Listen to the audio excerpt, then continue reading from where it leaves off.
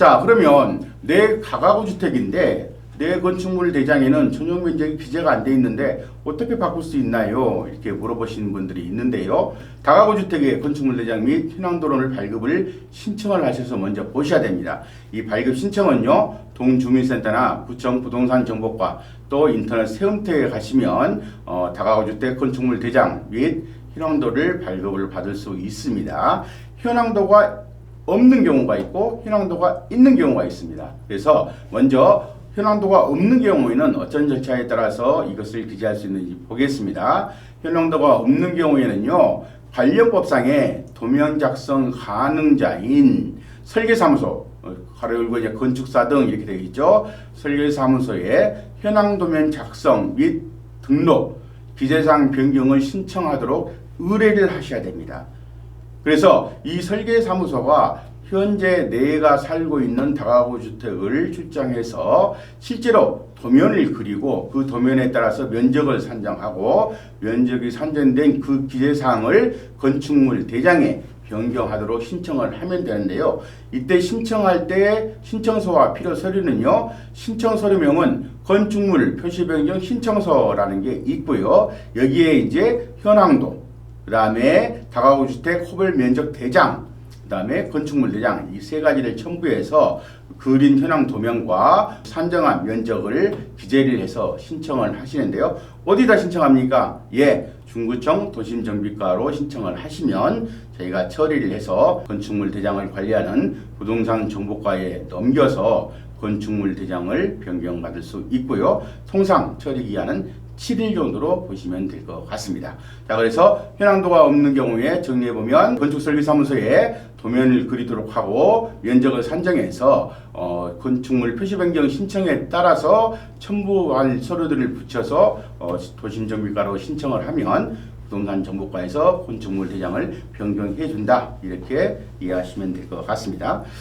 또 현황도가 있는 경우가 있어요. 이럴 경우에는 발급받은 현황도를 참고해서 호별 적용 면적을 산정하고 면적 대장을 작성해서 도심정비과로 신청하면 직접 접수를 해주시면 되겠습니다. 이 경우에는 굳이 설계사무소에 가서 도면을 그려도 되지 않기 때문에 도면을 볼 줄 아시는 분이라면 아까 앞서 보여드렸던 도면을 참고로 해서 발코니라든가 닥트라든가 이런 것들은 빼고 면적을 산정해서 그 현황도에 나와 있는 면적으로 면적 대장을 작성을 해서 본인 직접 신청하셔도 될 것 같고요. 이 경우에도 신청 서류명은 건축물 표시 변경 신청서, 그리고 첨부문은 현황도, 그 다음에 다가구 주택 호별 면적 대장, 건축물 대장, 이것을 첨부하셔서 도심정비과로 신청해 주시면 저희가 부동산 정보과를 통해서 최종적으로 건축물 대장을 변경을 받으실 수 있습니다.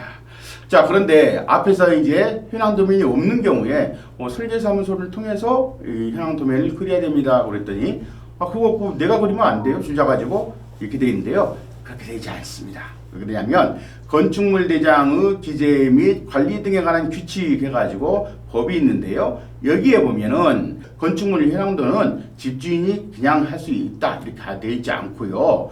건축물 대장을 생성하는 경우에는 건축물 현황도를 다음 각호의 어느 하나에 해당하는 자가 작성하여야 된다 해가지고 건축물 대장에 첨부할 건축물 현황도를 작성할 수 있는 자격을 주고 있습니다.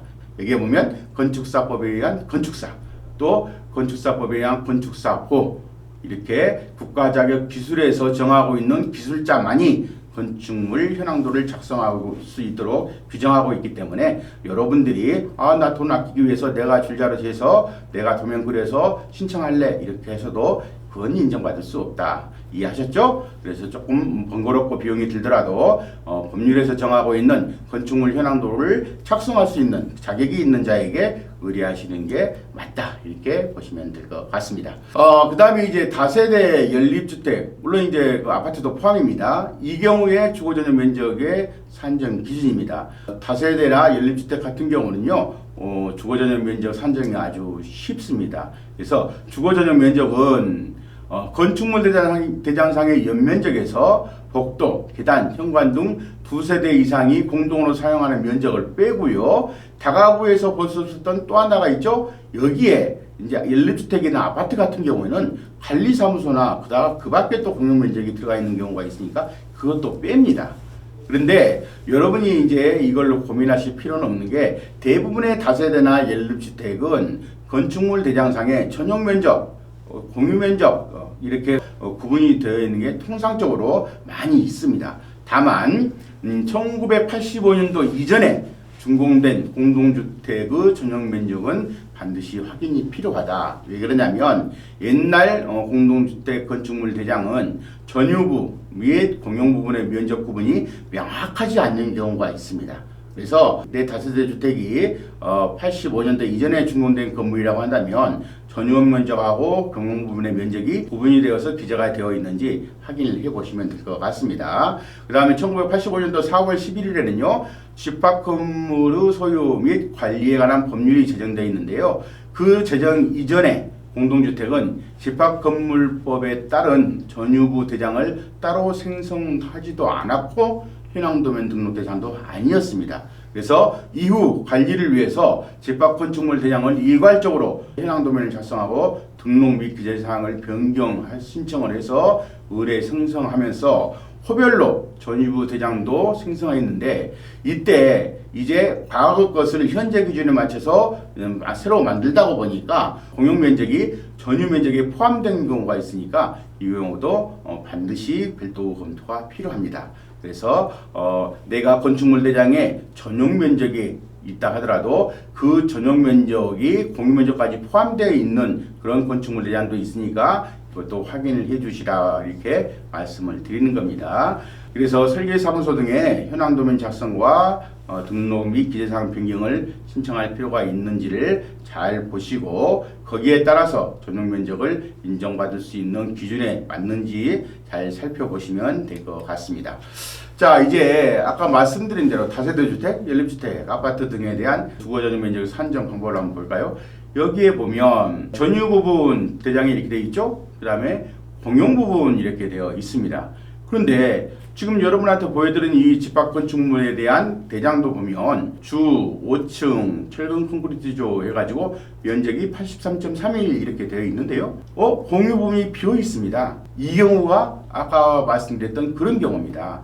과거에 집합 건축물에 대한 건축물 관리에 대한 기재사항의 기준이 명확하지 않을 때 만들어진 것을 이제 새로운 건축물 관리제장에 옮기면서 공유와 전유 부분을 반드시 구분해야 되는데 그거 없이 무조건 다가 이렇게 83.31을 다 몰아서 치르는 경우가 있습니다. 다세대 주택 같은 경우는요. 공동주택에서 현관이나 계단실, 그 다음에 복도 이런 게 구조상 없을 수가 없습니다. 그러니까 이런 부분은 이거 뭐가 잘못됐구나 이렇게 판단하시고 반드시 확인을 하셔야 됩니다. 그래서 다세대 주택인 경우에도 전유 부분, 공용 부분 이렇게 되어 있는데 나는 공용 부분은 아예 아무것도 없고 전유 부분에만 면적이 들어가 있어. 이 경우엔 그 면적을 저희가 관리처분상에 인정을 할 수가 없다는 겁니다. 그래서 주거 전용 면적은 건축물 대장의 연면적에서 공용 면적을 반드시 제외하도록 하고 있으니까 이런 건축물 대장을 보신 분들은 반드시 확인하는 절차를 가져야 됩니다.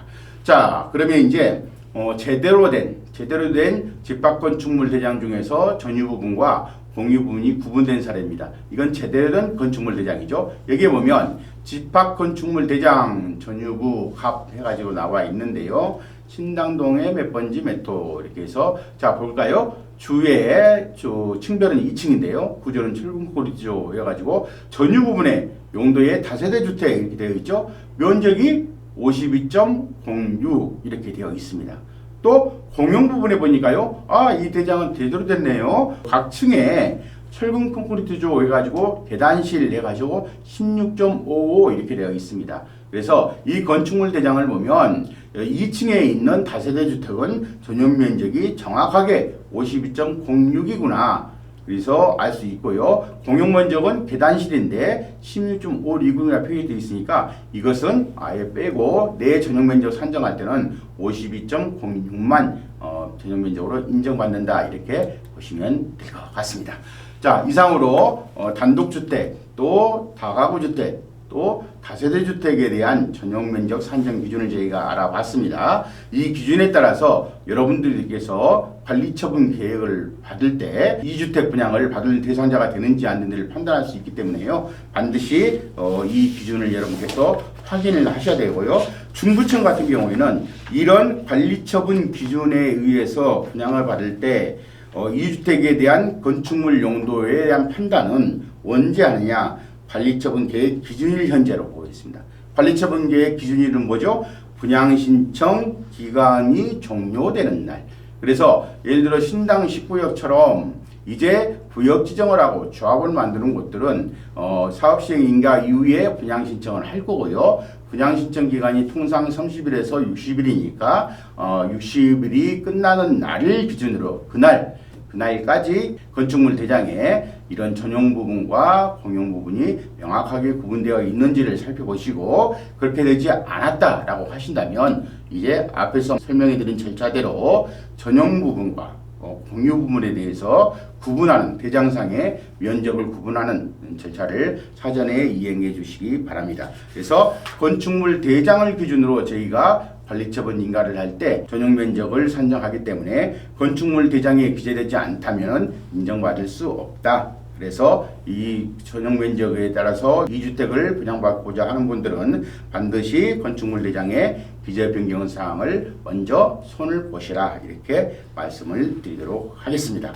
건축물 대장상의 대상 변경이 아직 많은 시간이 남아 있으니까 이제 분양 신청 기준일이 종료되기 전까지 여러분께서 선행 작업들을 미리 해주시면 큰 도움이 될 것 같습니다. 예, 이상으로 전용 면적, 주거 전용 면적에 대한 설명을 마치겠습니다. 감사합니다.